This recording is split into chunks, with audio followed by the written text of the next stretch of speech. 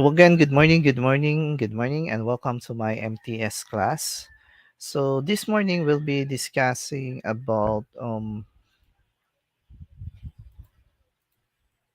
chapter one. So we'll be entitled, where is that?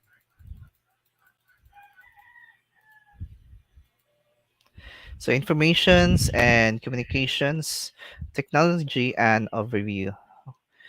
So by this time, we will go with the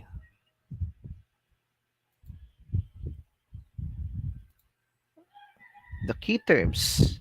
So because this time key terms were the reference or the book that we are using is having these key terms.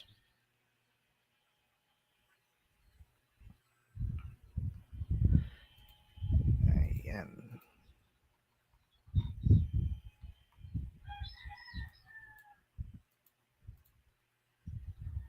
So I'm gonna stop my share and this one share screen. Okay,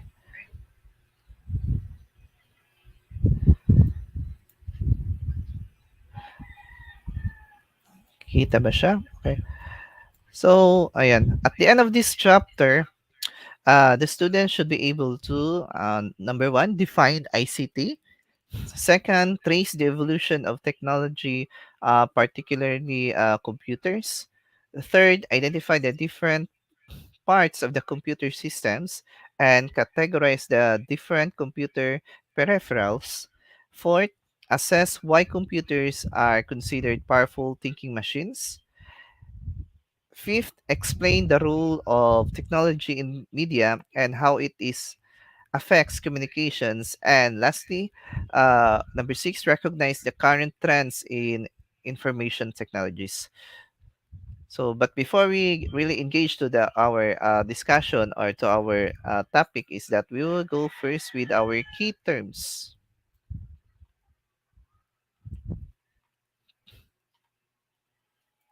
Okay, so these are our key terms for chapter one.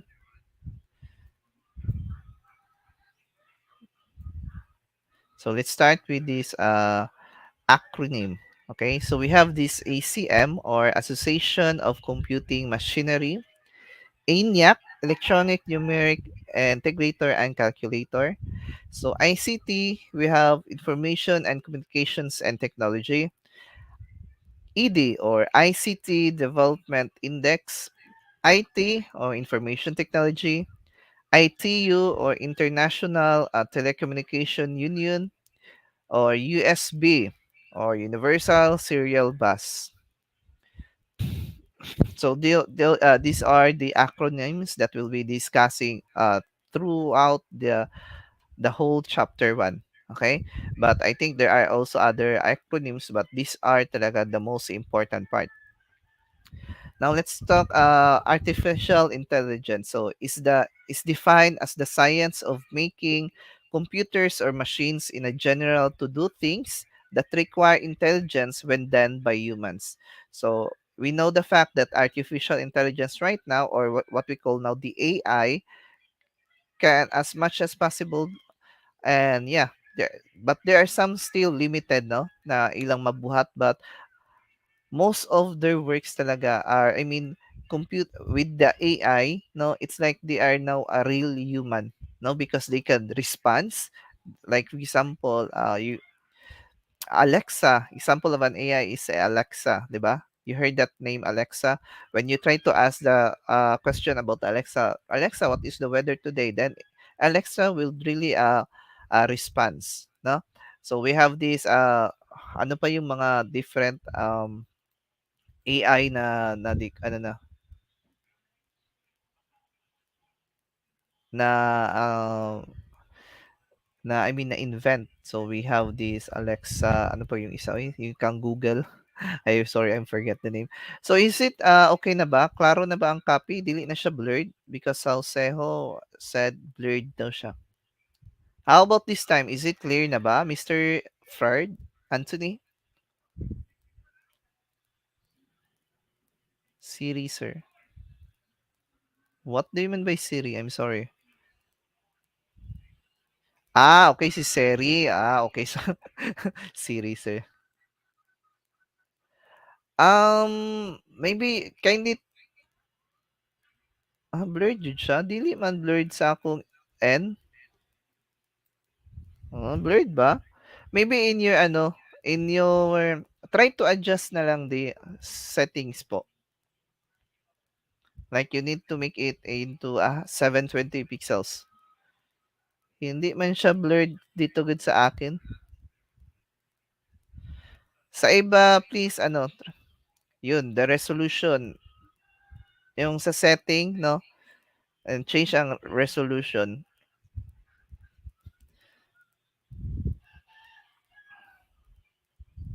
Yes. Thank you for the assistant, Christian and Annie. Thank you, Annie Punzalan. Huh? Okay, so we have this, yeah, aside from Alexa, we have this Siri. Siri, what day is today? Mutubag na siya. Today is Monday. Siri, can you turn off the the light? Let's mag-off the light. If that if you really install this AI, no, so we call that one also as well as the Internet of Things, no. Internet of Things is talagang connected na, like ang imong mga tanan imong mga equipment sa bahay, no, if you really installed that one. Okay, so moving on, we have this what we call automation, is the technique of making an apparatus, a process or a system to operate automatically. So that's what we call automation rather. Okay, then we have this big data. If we have this when we say data, once again, in data is a raw fact, no, collection or collective of data that we tend to make it an information, no. So dapat careful tayo sa mga data na atong as sabi, because tendency mamarites siya. Okay, so big data is a term that describes large and complex volumes of data analyzed for insights to help in making better decisions and more effective strategic plans. So that's what we call now the big data. Now, next we have taas tayo. Blog. Ayan, this one I know you know this one as well, the blog. Ma-zoom pa ba ni? So blog is a combination of two words, web and log.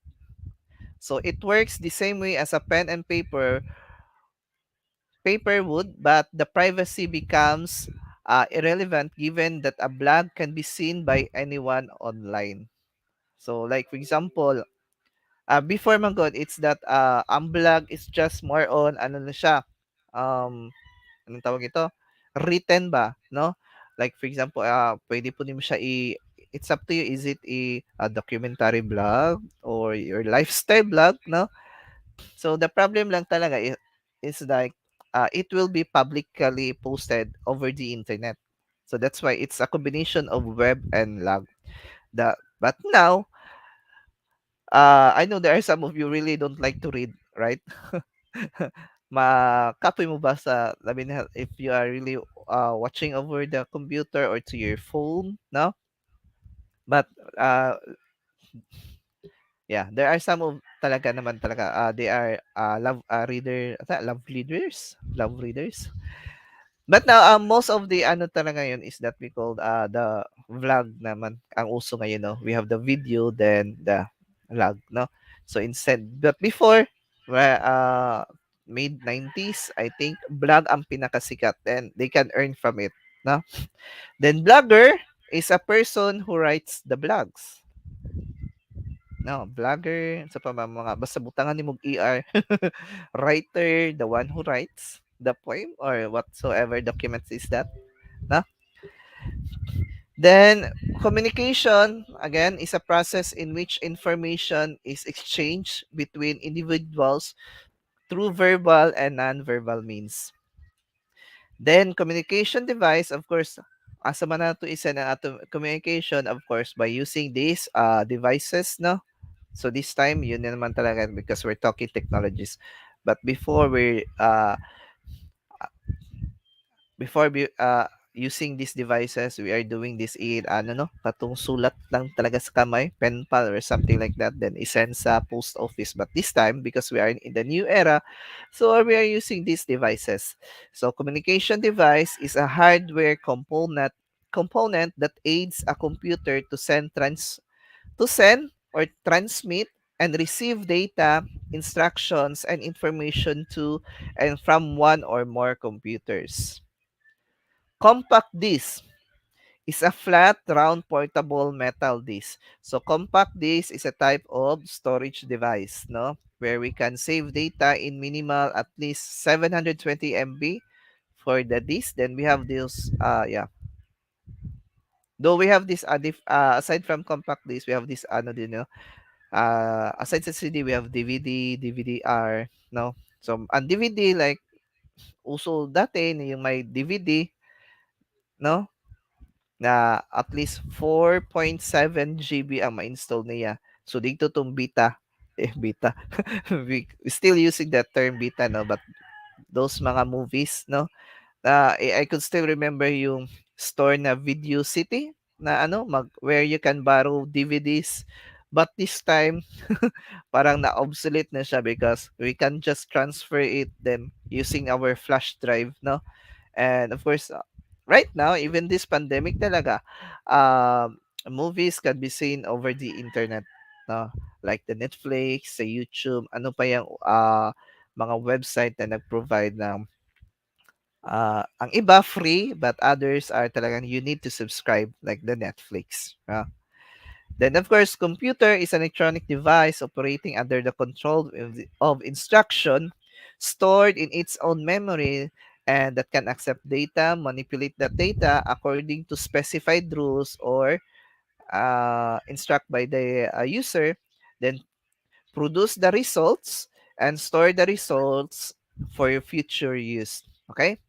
Then desktop computer is designed to be placed on a desk and is typically made up of a few different parts, including the computer case, monitor, keyboard, and mouse. So, mo ba ni katin yung gidrawing? Agoy na po da itong mga bagong salta. Okay, yung assignment natin, di ba? I let you draw the computer. So, uh, what are the basic parts or not the basic parts but yung components talaga niya, you know what so I haven't yet checked it because I'm still on the your assignment, no, yung isa, so yung what is computer and drawing din, maybe this week matapos ko talaga, no. Then some of your quizzes pala I already check it, no, as you as you all know, no, if you are block A, bakit ko man to sinabi? And if you're block A, then all of the answer is A. And if you're block B, all of the answer of that one is B. But unfortunately, there are some of you who submitted the quiz, no? Later ko na yan. Let's have discussion muna.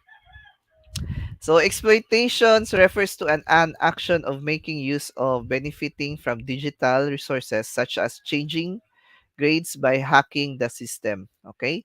So, ito yung exploitation. So, not just in this a hard copy. So in a hard copy, we do the ano no, yung ano nga yung term na pag mag-ano tayo, yung kita na mo pirma na dapat na authorized person na magpirma, no? We try to dili na ako masulti. Forge, no? Pero in the computer term, we call that one exploitation. Then hard disk is a data storage hardware device that offers a greater storage capacity than a floppy disk, zip disk, or USB flash drive. Of course, hard disk is the main storage, you know. But now, if you have this, um, if you have a laptop with your, and you are planning to buy a laptop, so we call this one talaga HDD man. So try to buy SDD na, no? I mean, yeah, we have this hard disk talaga. Pero let's try to use SSD. Make it sure you buy an SSD, no? Because mas faster ang iyang process unlike sa yung normal na HDD lang. Okay? Then information refers to the knowledge obtained from reading, investigation, study, or research. Then, information age is a period in human history characterized by the shift from traditional industry to an information technology based economy brought by industrialization. Then we have this ICT, so information and communication technology, or the ICT refers to technology that supports activity involving information such as gathering, processing, storing, and presenting data. So increasingly, these activities also involve collaboration and communication. Next,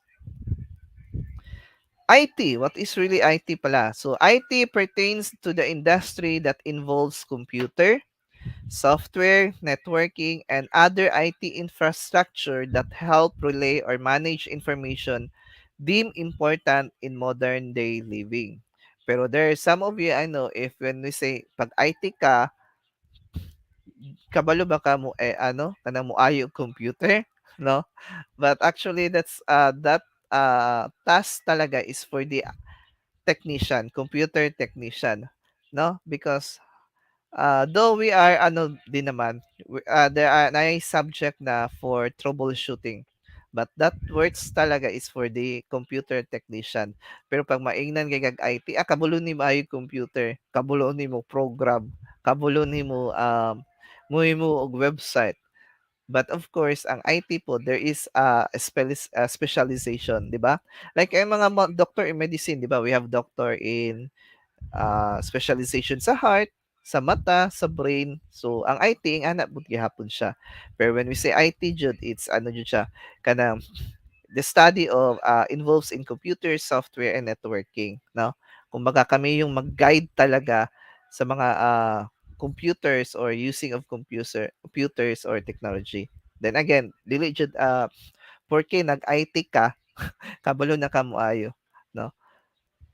Though we have nga that subject pero there's a what we call nga specialization for that as well. Okay? Then input device is any hardware component that allows one to enter data or instructions into a computer. And we have this intelligent system is as a far more complex machine capable of learning.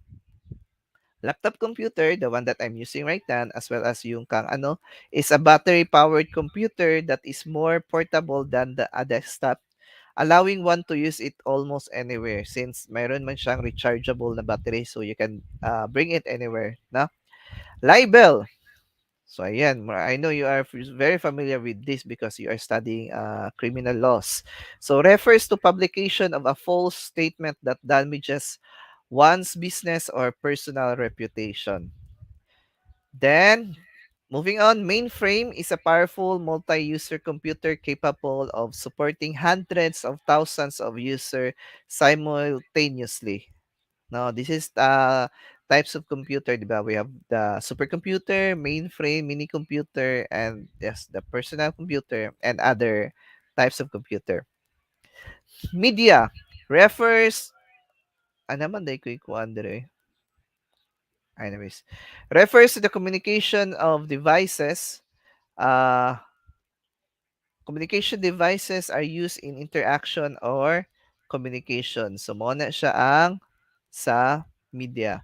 Next, we have the mini computer, like what I've said. So, is a multi-user computer capable of supporting from 10 to hundreds of users simultaneously. So, i-compare na to kay mainframe, mas powerful siya kay multi-user capable of supporting hundreds or thousands man. Kani kay ko ana 10 to hundreds. So, tandain na ha.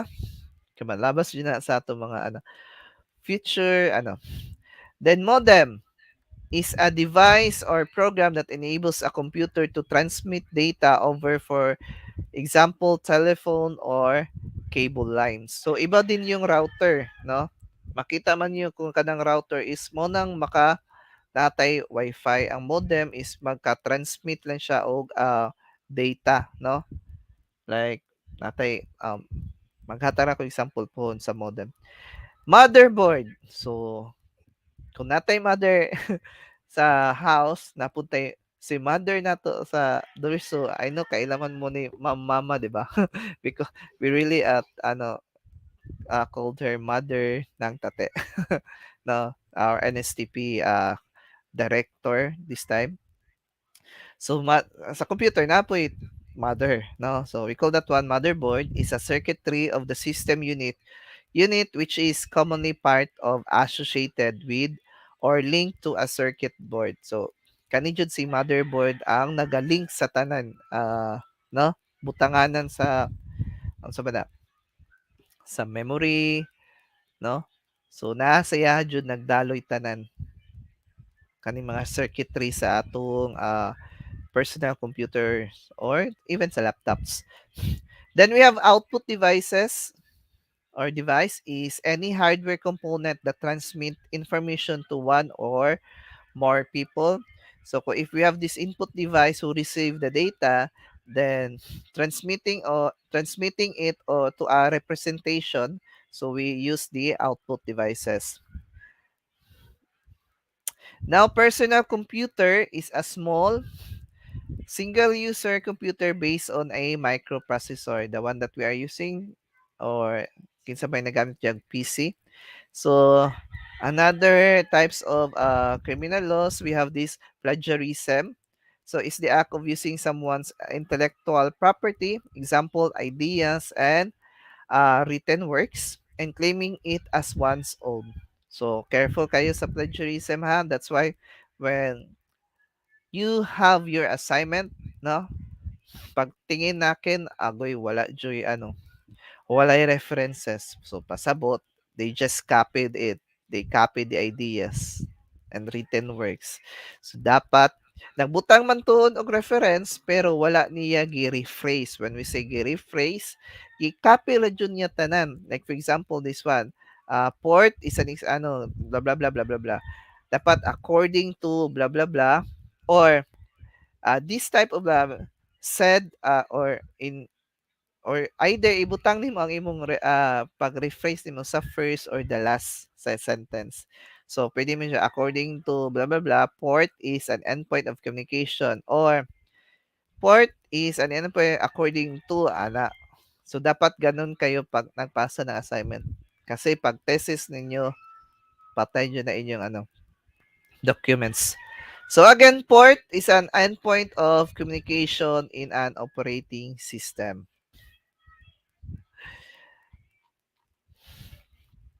Smartphone. Ayan, so we commonly use smartphone. Ayan, so sorry, you are pala no. You are responding. I cannot see it no. So again, smartphone is a mobile phone that performs many of the functions of a computer, typically leaving a touchscreen interface, internet access, and operating system capable of running downloaded applications. No, so that is smartphones. So smartphones will be considered as what? Is it an analog or digital computers? Sige daw, is smartphone an analog or digital computers? Okay, wala. Ay, nawalay nag-answer.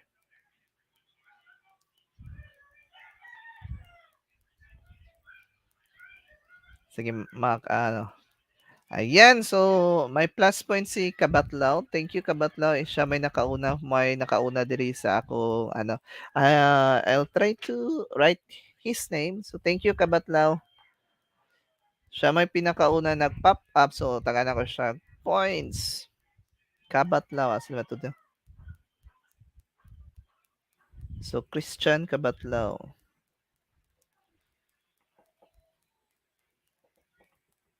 So be attentive kayo ha so that basi gusto mo plus points then I could give it like this one no para naman tayo may tayo.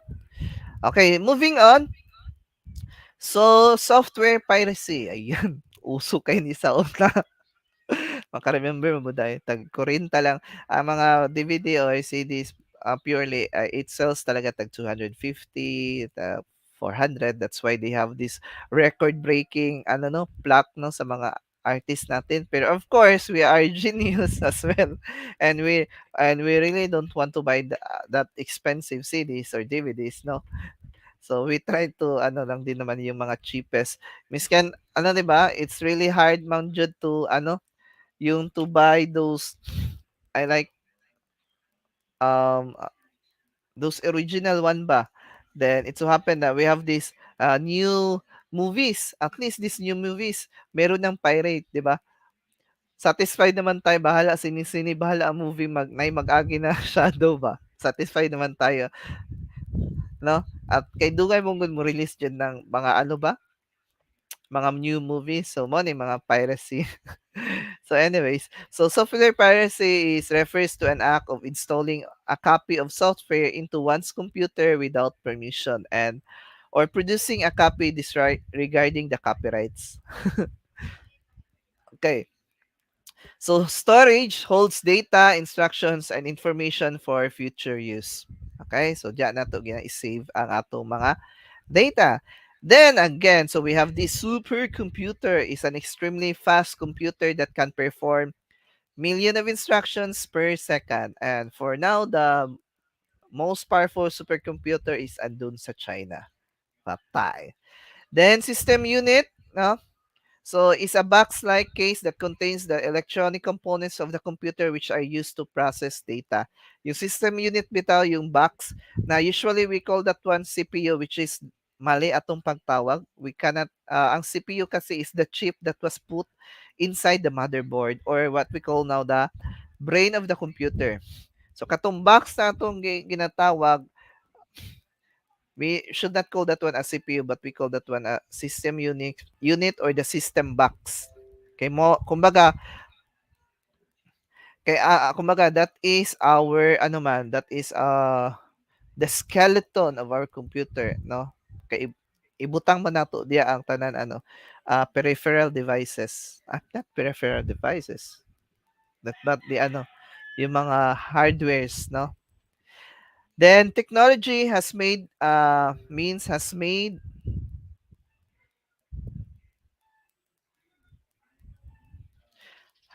communication much easier and faster through telephones, computers, and mobile devices. Trend refers to a particular style in a fashion, devices, or entertainment. There could always be a new trend coming along the replace the old. Okay? Then ito, USB flash drive.